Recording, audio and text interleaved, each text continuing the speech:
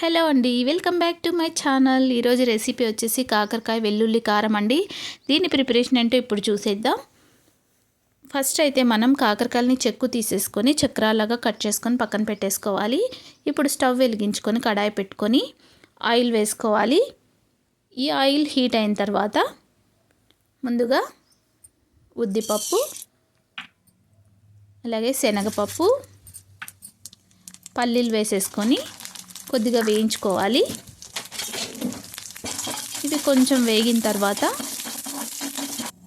ఇప్పుడైతే మనం ఎండు కొబ్బరి ముక్కలు వేసేసుకోవాలి. అలాగే 1 కప్పు పచ్చి కరివేపాకును కూడా వేసేసుకొని బాగా వేయించుకోవాలి. కరివేపాకు కూడా మనకు క్రిస్పీగా అయిపోవాలండి, అలా వేయించుకోవాలి. ఫైనల్గా నువ్వులు యాడ్ చేసుకొని కాసేపు వేయించేసి పక్కన పెట్టేసుకోవాలి. ఈ మిశ్రమం అంతా చల్లారనివ్వాలి. ఈ లోపు మనం ఇంకొక కడాయి పెట్టుకొని ఆయిల్ వేసుకొని ఇలా కాకరకాయ ముక్కలన్నిటినీ కూడా క్రిస్పీగా వేయించేసుకోవాలి. మీడియం ఫ్లేమ్లో పెట్టుకొని వేయించుకోవాలి. చూడండి, వీడియోలో చూపిస్తున్నట్టుగా అయితే సరిపోతాయి కాకరకాయ ముక్కలు. నేనైతే అన్నిటినీ వేయించేసుకున్నాను. ఇప్పుడైతే మనం ఈ వేయించుకున్న పప్పులన్నిటినీ కూడా మిక్సీ పట్టుకోవాలి. చూడండి ఎంత క్రిస్పీగా అయిపోయిందో. కరివేపాకు కూడా చూడండి, కాకరకాయ ముక్కలు కూడా ఇలా అవ్వాలి. ఇది ఒకటి గుర్తు పెట్టుకోవాలి మీరు. ఇప్పుడైతే ఇదే ఆయిల్లో ఎండుమిర్చిని కూడా వేయిస్తున్నాను నేను. ఇవి కూడా ఆ పప్పుల్లోకి యాడ్ చేసేసుకొని మిక్సీ పట్టుకుందాం. ఇప్పుడు వీటన్నిటినీ కూడా మిక్సీ పట్టేసుకోవాలి.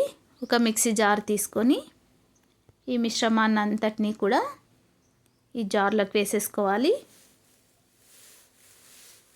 ప్లీజ్ అండి, నా వీడియోస్ నచ్చితే లైక్ చేయండి, షేర్ చేయండి, సబ్స్క్రైబ్ చేయండి, అలాగే కామెంట్ కూడా చేయండి ఈ రెసిపీ మీకు ఎలా వచ్చిందనేది.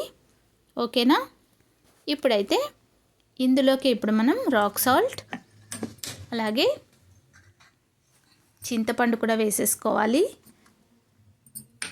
ఇప్పుడు ఈ మిశ్రమాన్ని అంతటినీ కూడా గ్రైండ్ చేసేసుకుందాం. కొంచెం కచ్చా పచ్చాగానే గ్రైండ్ చేసుకోవాలి.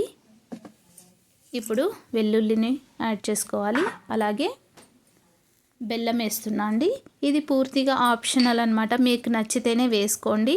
వేస్తేనే బాగుంటుంది, ఎందుకంటే కాకరకాయ కొంచెం చేదు కదా, అందుకని. ఇప్పుడు ఇలా గ్రైండ్ చేసుకున్న తర్వాత ఇందులోకి మనం ఈ కాకరకాయ ముక్కల్ని కూడా వేసేసుకొని ఇంకొకసారి కచ్చా పచ్చగా గ్రైండ్ చేసుకోవాలి.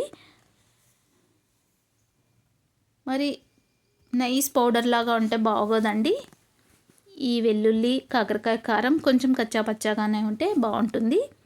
చాలా బాగుంటుందండి, తప్పకుండా ట్రై చేయండి. మా వారైతే రైస్లోకి తిన్నారు, చపాతీలోకి తిన్నారు, దోశలోకి కూడా తిన్నారండి. చాలా బాగుందన్నారు.